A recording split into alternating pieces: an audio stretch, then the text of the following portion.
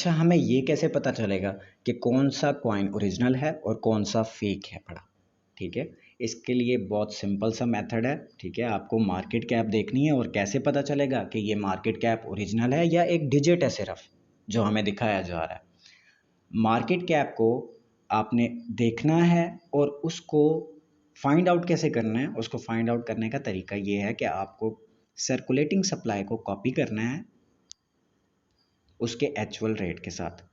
यहाँ पर मैं पेस्ट कर देता हूँ सर्कुलेटिंग सप्लाई मल्टीप्लाई बाय 0.04, ये हमारे पास आ गई 1360।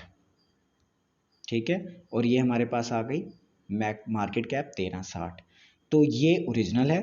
ठीक है, क्रिप्टो करेंसी ओरिजिनल है। वो अलग बात है कि अभी हम डंप में हैं और हमारा ज़्यादातर यूज़र फिक्सिंग पर ही खड़ा हुआ है कि हमें 1 लाख पे इतना चाहिए या उतना चाहिए। मैं फिर बता दूं, आप क्रिप्टो करेंसी के अबाउट अगर नहीं जानते तो कोई भी कॉइन जब हम स्टेक करते हैं तो उसका हमें सिर्फ रिवॉर्ड मिलता है एज अ माइनर।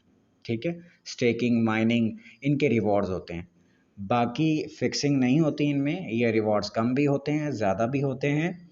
आप किसी भी कॉइन को स्टेक करके देख लें, सम टाइम स्टेक लगता भी नहीं है, सोल्ड हो जाता है, और सम टाइम लग भी जाता है। तो फिर मैं आपसे ये रिक्वेस्ट कर रहा हूँ, मैं वैसे अलग से एक ट्रेडर हूँ और मैं नेक्सॉल्ट के बारे में ज़्यादा आपसे इसलिए डिस्कस कर रहा हूँ क्योंकि ये जो कम्युनिटी है ये इतनी स्ट्रॉन्ग कम्युनिटी है कि अगर ये अपने सही रास्ते पर आ जाए तो ये कॉइन आपको जो है इन फ्यूचर 5-5, 6-6 डॉलर से अबव नज़र आएगा। क्योंकि जब आप अपना सारा कॉइन होल्ड करके एक ही जगह पे बैठे हो, उसका कोई यूज़ केस ही नहीं है, तो मार्केट में वॉल्यूम तो है ही नहीं बिल्कुल भी।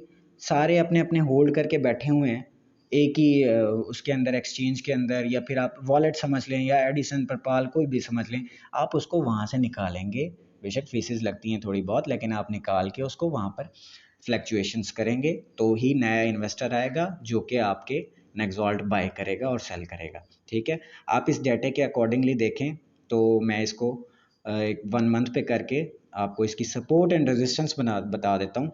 0.030 इसकी लास्ट हाई थी, तो ये हमारे लिए सपोर्ट का काम करेगी। जिस तरह से मैंने DCA के बारे में बताया है, आप 0.030 के पास अपनी कैपिटल का सिर्फ 25% लगा सकते हैं इसमें, और फिर आगे मज़ीद अगर डिप आती है तो आप डिप में बाय करते जाएंगे। ठीक है, डिप में बाय करते जाएंगे और आपको फिर इसका लॉन्ग टर्म प्रॉफिट होगा। समटाइम 1 मंथ में प्रॉफिट नहीं मिलता, क्रिप्टो करेंसी इस तरह की होती है कि फिर 3 मंथ में ऐसा प्रॉफिट मिलता है कि 1 मंथ की कसर भी निकल जाती है। आप ऑर्डर लगाएं, DCA करें, मार्केट में ट्रेडिंग शुरू करें। फिक्सिंग पर या इस तरह से आप होप ना रखें। जिसके पास जितना नेक्सॉल्ट है वो आधे से ज़्यादा उसको स्टेक पे लगा दे, बाकी उसको एक्सचेंजेस में निकाले। एक्सचेंजेस में निकालोगे, वॉल्यूम आएगा तो ही इसका कोई आगे फ्यूचर अच्छा होगा।